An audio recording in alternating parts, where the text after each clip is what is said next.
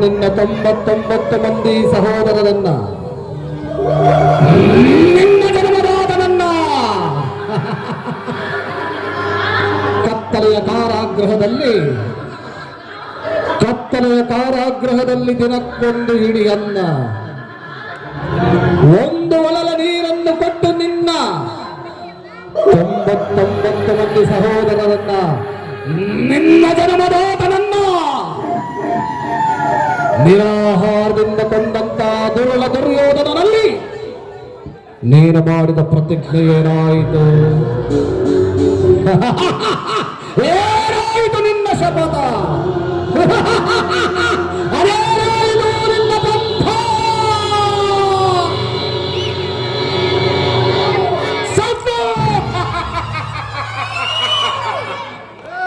ಏನಿ ಶಕುನಿಯ ಆಶ್ವಾಸನೆಗಳನ್ನು ಅಲ್ಲಗಳೆಯುವ ಅಧಮ ಮಧುರಗಳೇ ಸತ್ತು.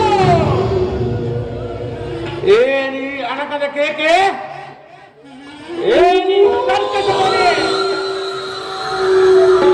ಬೆಳೆಯಾಗಿ ಜೋಳೆ ಪ್ರಚಂಡ ಮಾರ್ತಗಳ ಅಖಂಡ ಬರ್ತ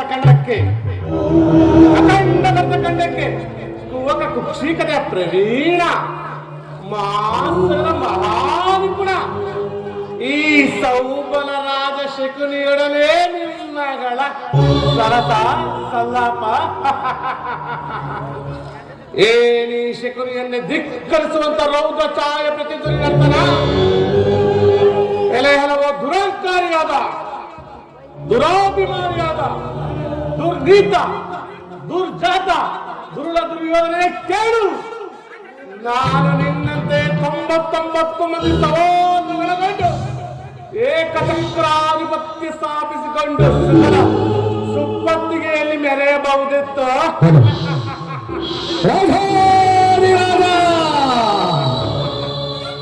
ಗಾಂಧಾರ ಕುಲ ತಿಲಕ, ಗಾಂಧಾರಿ ದೇವಿಯ ಸಹೋದರ ಶಕುನಿ ಮಹಾರಾಜ್ ಕಿ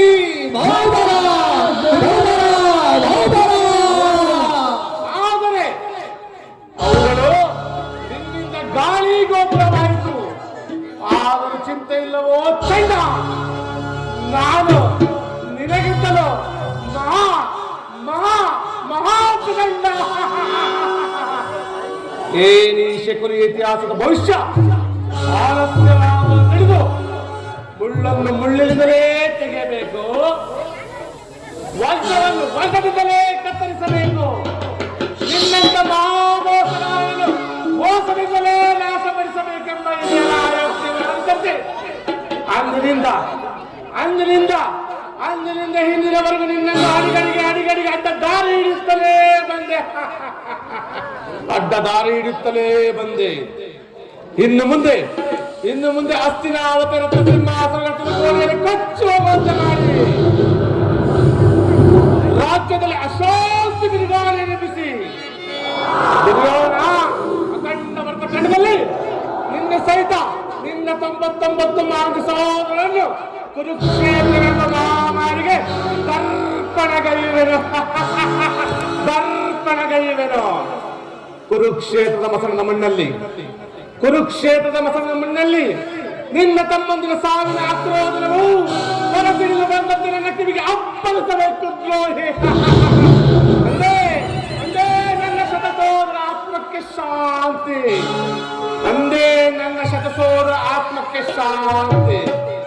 ನನ್ನ ಬುದ್ಧಿ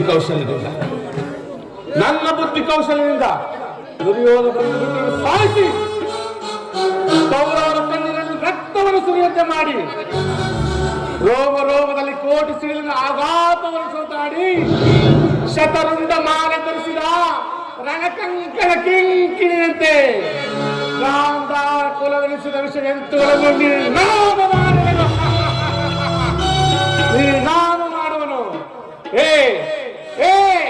ಭೂಗರ್ಭ ಸ್ಥಳದ ಶ್ರೇಷ್ಠಪುತ್ರನೇ ಕೇಳಿ, ಈ ಶಕುನಿಯ ಶಪಥವನ್ನು ಮೃಗಬೇಟೆ ಹಾರಿದವನ ಕುಲ ಸಹಿತವನ ಮಾಂಸ ಖಂಡಗಳನ್ನು ಸ್ತೌಪನೆ ಮಾಡಿ ದುರ್ಯೋಧನ ಕುರುಕ್ಷೇತ್ರ ಎಂಬ ರಣದಂಡೆಗೆ ನಿನ್ನನ್ನು ಬಲಿ ಕೊಡದಿದ್ದರೆ ನಾನು ಈ ಸೌಬಲರಾಜ ಶಕುನಿಯೇ ಅಲ್ಲ ಅಲ್ಲ ಅಲ್ಲ.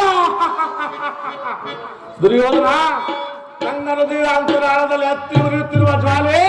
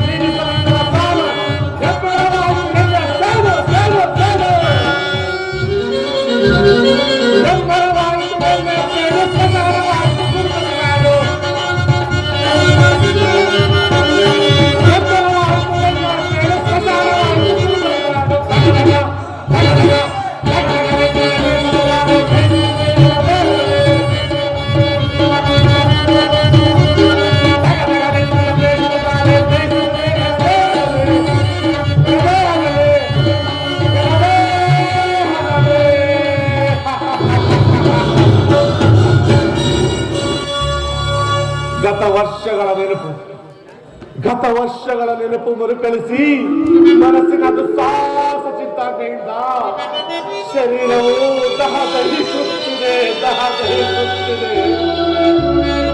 ಹಣ್ಣ ನೀರಿಲ್ಲದೆ ಹಸುನೀಗಿದವರ ಅರ್ಥನಾದ ನನ್ನ ಅಂತರಾತ್ಮದೊಡನೆ ಕದಡಿ ಹೆದರುತ್ತಿದೆ. ಹೆದರುತ್ತಿದೆ. ಕಣ್ಣೆದರ ನಡೆದಂತ ಆ ಸೂರ್ಯ ಕೃತ್ಯ ಘೋರಗಳನ್ನು ಕಂಡು ನನ್ನ ಕರುಳ ತಳವನ್ನೇ ಇರಿದು ನರಳುತ್ತಿದೆ. ನನ್ನ ಸಹೋದರಿ ಗಾಂಧಾರಿಯಿಂದ ಮಾನಸಿಕ ವೇದನೆ ಕಣ್ಣಿದ್ದರೂ ಕುರುಡಿಯಂತೆ ನಡೆಯುವ ಆ ಮಾನವತ ಆದರ್ಶವನ್ನು ಕಂಡು ನನ್ನ ಹೃದಯ ಕರಗಿ ನೀರಾಗಿ ಹರಿಯುತ್ತಿದೆ. ನೀರಾಗಿ ಹರಿಯುತ್ತಿದೆ.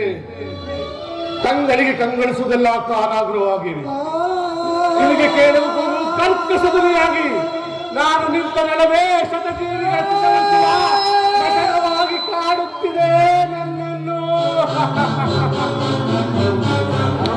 ಅಂದು ಸೇರಿನ ಕಿಡಿಯಾಗಿ ಕೌರವ ಕೂಡನ್ನು ಒಡೆದು ಕೊಡವಿ ಊಡು ಮಾಡಲೆಂದು ನನ್ನೊಬ್ಬನನ್ನೇ ಉಳಿಸಿ ಮಣಿದರು.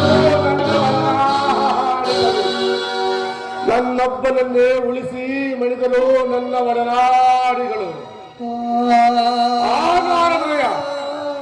ಆನಾರದೋರಿಯ ಬಂಧು ಬಾಂಧವರು ಹತ್ತು ಅಗಲಿ ಹಂಬಲಿಸಿ ಹೊರಗಿ ಸಾಲೊಂದು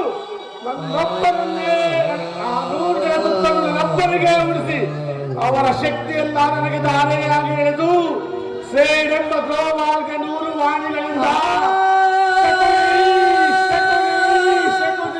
ಎಂದು ಒಬ್ಬೊಬ್ಬರಾಗಿ ಸತ್ತರು.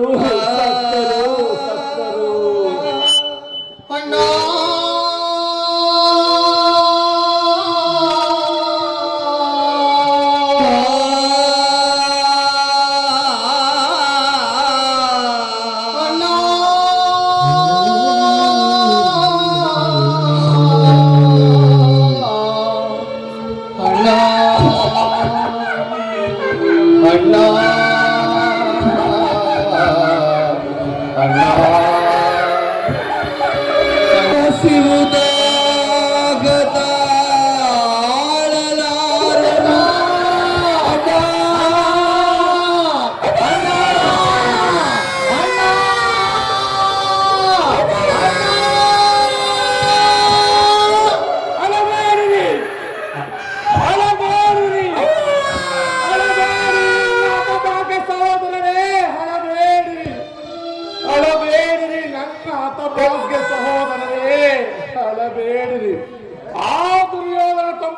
70 ಮಂದಿ ಸಹೋದರರನ್ನು ನರಕದಲ್ಲಿ ನಿರಾಳವಾಸ ಮಾಡುವೆನು.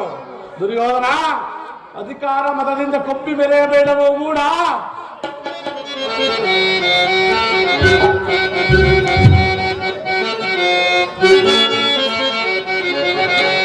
ಅಧಿಕಾರ ಮತದಿಂದ ಕೊಪ್ಪಿ ಮೆರೆಯದೆ ಆ ಭೀಮನಿಗೆ ಬಲಿಕೊಂಡು ನಾನು ನೋಡು, ನೀತ ನಾನು ನೋಡು, ದ್ರೋಹಿ ನಾನು ನೋಡುವೆ.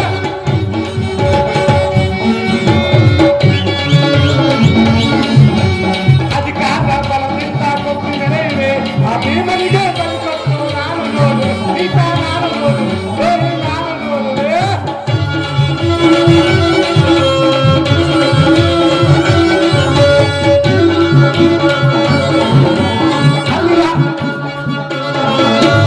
ಅತಿಯಾಸೆ ತುಂಬಿಯದು ನಿನ್ನ ಮನದಲ್ಲಿ, ಅತಿಯಾಸೆ ತುಂಬಿಯದು ನಿನ್ನ ಮನದಲ್ಲಿ, ನಿನ್ನ ಕುಲನಾಶ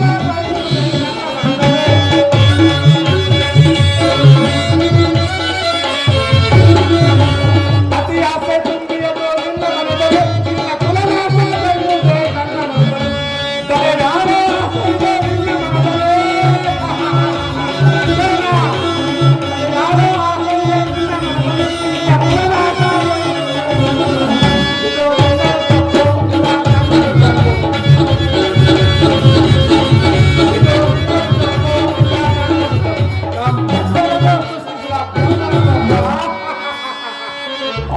ಬ್ರಹ್ಮನ ತಪ್ಪು. ಅಧಿಕಾರ ಅಧಿಕಾರ ಅಧಿಕಾರ ಬಲದಿಂದ ತಪ್ಪು ಮೆರೆಯುವೆ. ಆ ಭೀಮನಿಗೆ ತಪ್ಪನ್ನು ನಾನು ನೋಡು, ನೀತ ನಾನು ನೋಡು, ದ್ರೋಹಿ ನಾನು ನೋಡುವೆ.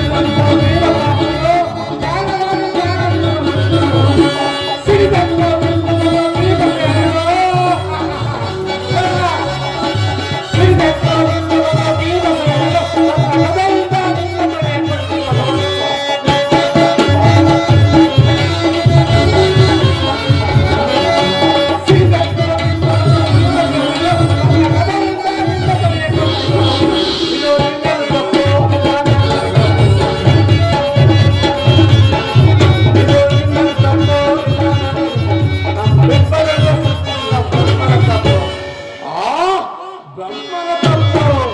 ಅಧಿಕಾರ ಅಧಿಕಾರ ಅಧಿಕಾರ ಬಲದಿಂದ ಕೊಪ್ಪಿ ಮೆರೆಯುವೆ. ಆ ಭೀಮನಿಗೆ ಬಲಿಕೊಂಡು ನಾನು ನೋಡು, ನೀತ ನಾನು ನೋಡು, ದ್ರೋಹಿ ನಾನು ನೋಡು, ದ್ರೋಹಿ ನಾನು ನೋಡುವೆ.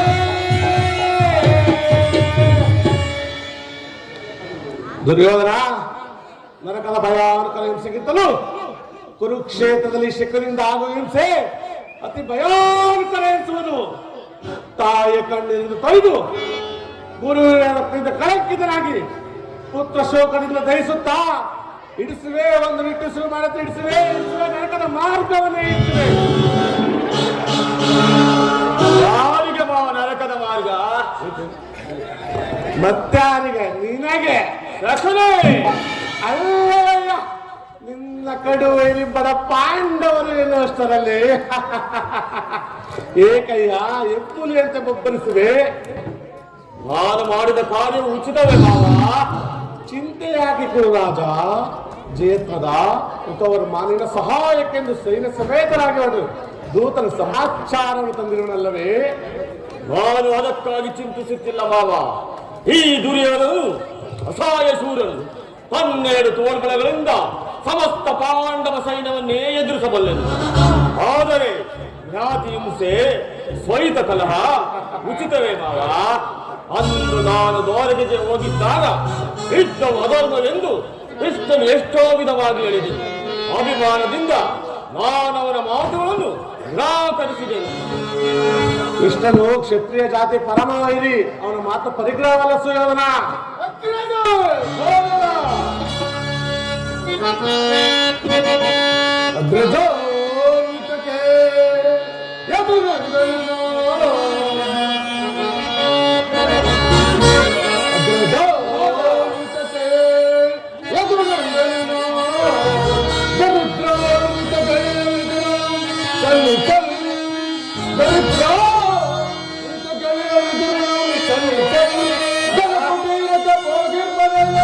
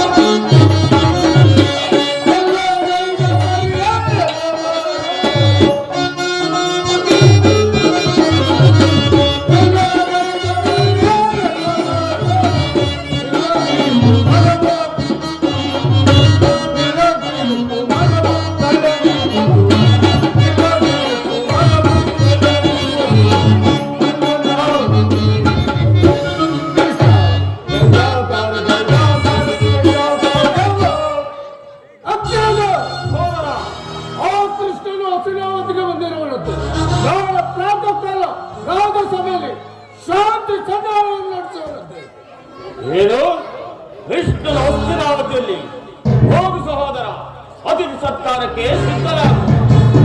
ಆ ಗರ್ಭಿತ ಗೋಪಾಲಕರು ನಮ್ಮ ಸತ್ಕಾರವನ್ನು ನಿರೀಕ್ಷಿಸಂತೆ ಕಾಣುವುದಿಲ್ಲ.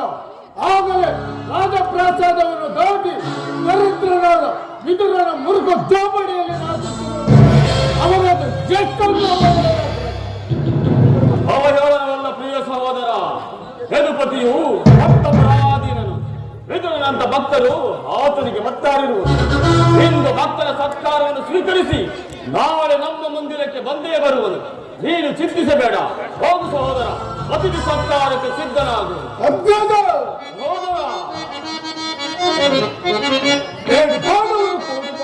ಬೇಡವೇ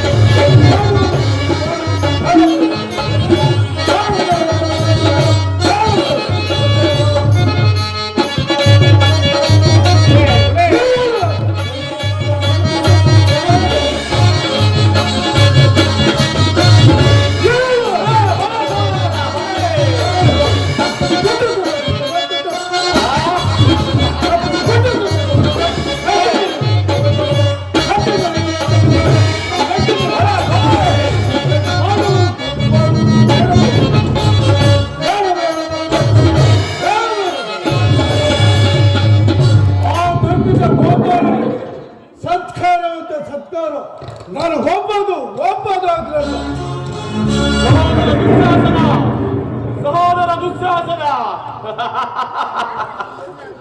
ಅಭಿಮಾನಿಶಾಲಿಯಾದ ನನ್ನ ಸಹೋದರ, ನಿನ್ನನ್ನು ಶಾಸನ ಮಾಡುವುದು ನನಗೂ ಒಮ್ಮೆ ದುಸ್ಸಾಧ್ಯ ಎನಿಸುವುದು. ನೋಡಿದೆಯ ಮಾವ, ನನ್ನ ತಮ್ಮನ ಕ್ರೋಧಾಗ್ನಿ ಸ್ವರೂಪವನ್ನು ಮದಗಜ ಎಷ್ಟಿದ್ದರೇನು ಸಿಂಹಕ್ಕೆ ಸರಿಸಾಟಿಯಾಗಬಲ್ಲವೇ? ಹೀಗೇನು ಮಾಡುವುದು ಮಾವ? ಕೃಷ್ಣನ ಸಂಧಾನಕ್ಕೆ ಸಮ್ಮತಿಸುವುದೇ ಅಥವಾ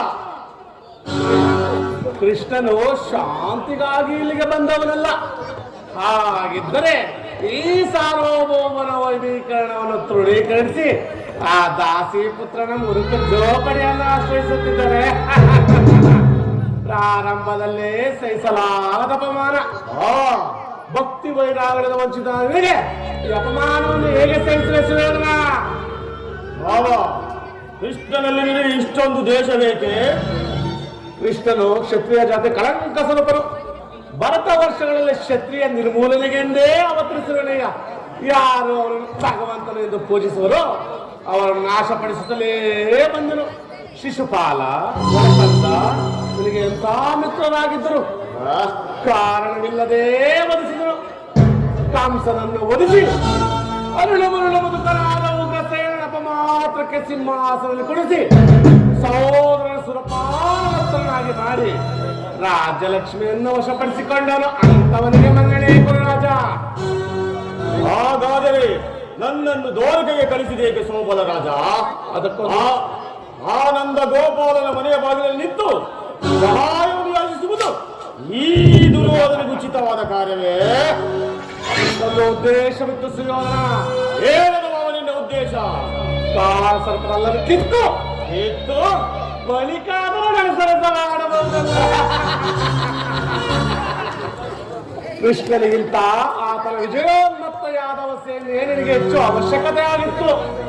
ಒಂದು ವೇಳೆ ಕೃಷ್ಣ ಏನಾದರೂ ನಿನ್ನ ಪಕ್ಷ ವಹಿಸುವುದಾದರೆ, ಕೃಷ್ಣ ನೀನು ಬೇಡ, ನಿನ್ನ ಸೈನ್ಯವೇ ಸಾಕೆಂದು ನಿಸ್ಸಂಕೋಚದಿಂದ ಹೇಳಿಬಿಡಬೇಕಾಯಿತು. ಆದರೆ ಅರ್ಜುನನು ಆ ಸಂಕಟದಿಂದಲೇ ಉದ್ಧಾರ ಮಾಡಿದನು. ಕೃಷ್ಣನ ನೀನು ಹೇಳುವಂತ ವಂಚಕನೇ ಇರಬಹುದು, ಆದರೆ ಕೃಷ್ಣನ ಮೇಲೆ ವೈರಕ್ಕೆ ಪಾಪ ಬಡ ಪಾಂಡವರು ಹಿಂಸಿಸಬೇಕಾಗುವುದಲ್ಲ. ಪಾಪ, ಪುಣ್ಯ, ದಯೆ, ದಾಕ್ಷಿಣ್ಯ ಇವುಗಳು ಎಂದಿನಿಂದ ಅಭ್ಯಾಸ ಮಾಡಬೇಕು ರಾಜ. ಪಾಂಡವರು ಶ್ರೀಕೃಷ್ಣ ಆಜ್ಞಾಧಾರಕರು. ಒಂದು ವೇಳೆ ಸಂಧಿಗೆ ಸಮ್ಮಿಸಿ ಅವರಿಗೆ ಆಶ್ರಯವನ್ನು ಕೊಟ್ಟಿದ್ದೇ ಆದರೆ ನಿನ್ನ ವಿನಾಶಕ್ಕೆ ನೀಡೇ ಪೊಗಡೆ ಆಟದಲ್ಲಿ ಸೋತಾಗಲೇ ಪಾಂಡವರಿಗೆ ರಾಜ್ಯವನ್ನು ಕಷ್ಟವಾಗಿ ಸ್ಪಷ್ಟವಾಯಿತು. ಮೈಲು ಪಡೆಯುವುದೆಂದರೇನು? ಕ್ಷತ್ರಿಯ ವೀರರಿಂದ ಭಕ್ತನಾದ ಈ ಕುರುವಾದ ಲಕ್ಷ್ಮಿಯು ಭಿಕ್ಷುಕರ ಯಾಚನಾಂಜಲಿ ಇಡುವುದು ನಿನಗೆ ಸೂಕ್ತ ಕಾರ್ಯವಲ್ಲ. ಪಾಂಡವರು ರಾಜ್ಯವನ್ನು ಬಯಸುವುದಾದರೆ ರಣರಂಗದಲ್ಲಿ ಸೆಳೆಸಿ ವಿಜಯಲಕ್ಷ್ಮಿ ಬೆಳೆಯಲ್ಲಿ ಅದನ್ನು ಬಿಟ್ಟು ಮೇಲಿಂದ ಮೇಲಿಗೆ ದೈನೇರುತ್ತೀಯಕ್ಕೆ ದೇಹಿ ದೇಹಿ ದೇಹಿ ಎಂದು ಸೌಬಲ ರಾಜ ಶಕುನಿ ಆ ಪಾಂಡವರಿಗೆ ಯುದ್ಧದ ಹೊರತಾಗಿ ಸೂಜಿ ಮನೆಯಷ್ಟು ಜಾಗವನ್ನು ಕೊಡಲಾಗುವುದಿಲ್ಲ. ಅಷ್ಟು ಮಾತ್ರ ಅಲ್ಲ ಸುಯೋಧನ, ಬಾರಿ ಬಾರಿಗೆ ಸಂದಿನ ಪದಕ ಪ್ರತಿಷ್ಠೆಯನ್ನು ತೋರುತ್ತಿರುವ ಆ ಕೃಷ್ಣನಿಗೆ ತಕ್ಕ ಪ್ರಾಯಶ್ಚಿತ್ತವಾಗಲೇಬೇಕು. ಈ ವಿಚಾರದಲ್ಲಿ ಒಂದು ಸಲಹೆ.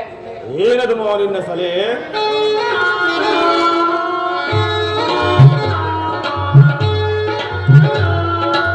ಯಥಾ ಸಮಯದಲ್ಲಿ ವಿಜ್ಞಾಪಿಸಿಕೊಳ್ಳುವ ನಡೆ ಕುರುರಾಜ, ನಡೆ. ನಿನ್ನ ಸಲಹೆ ಹೊರತಾಗಿ ಮತ್ತೇನು ಮಾಡೋದಿಲ್ಲ. ನಡೆ ಮಾವ, ನಡೆ.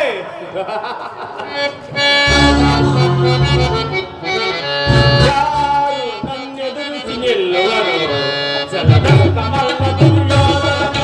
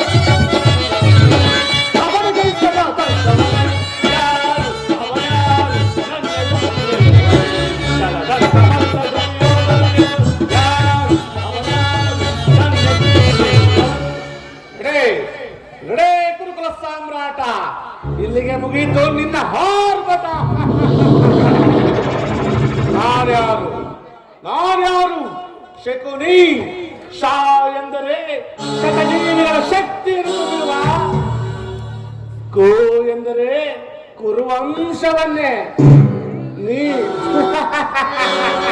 ನೀ ಎಂದರೆ ನಾಮ ಮಾಡಲವೇ ಶಕುನಿ ಎಂಬ ಮೂರಕ್ಷರದ ಅರ್ಥ. ದುರ್ಯೋಧನ, ನಿನ್ನ ಸತಿ ಭಾನುಮತಿ ಮಂಡೆಗೆ ಮುಂಡೆಯಾಗಿ ನಿನ್ನ ಮೃತ್ಯುವಿನ ಮುಂದೆ ಕುಳಿತು ಎಂದು ರೋಧಿಸುವುದನ್ನು ಈ ಕಣ್ಣಾರೆ ಕಾಣುವೆನೋ ಅಂದೇ ನನ್ನ ಮನಸ್ಸಿಗೆ ವಿಶ್ರಾಂತಿ. ರಣಚಂಡಿ ನರ್ತಿಸಲಿ, ಅಗ್ನಿಶಿಖರ ಕಟ್ಟಲಿ, ಕಡಲುಕ್ಕಿ ಎರೆಯಲಿ, ನೀವುಗಳು ಈ ರಕ್ತದ ಕೋಣೆಯಲ್ಲಿ ಕೊಚ್ಚಿ ಹೋಗಬೇಕು. ಆ ದುಶ್ಯಾಸನ ಬಿಸಿ ರಕ್ತ ಪಾಂಚಾಲಿ ಮುಡಿಗೆ ಏರಿದಾಗ ನನಗಾಗುವುದು ಆನಂದ. ಕುರುಕುಲ ಕಳಂಕ ಸ್ವರೂಪನೇ ನಿನ್ನ ತಡೆಗಳನ್ನು ಮುರಿಯುವಾಗ ನನಗಾಗುವುದು ಪರಮಾನಂದ. ಪರಮಾನಂದ.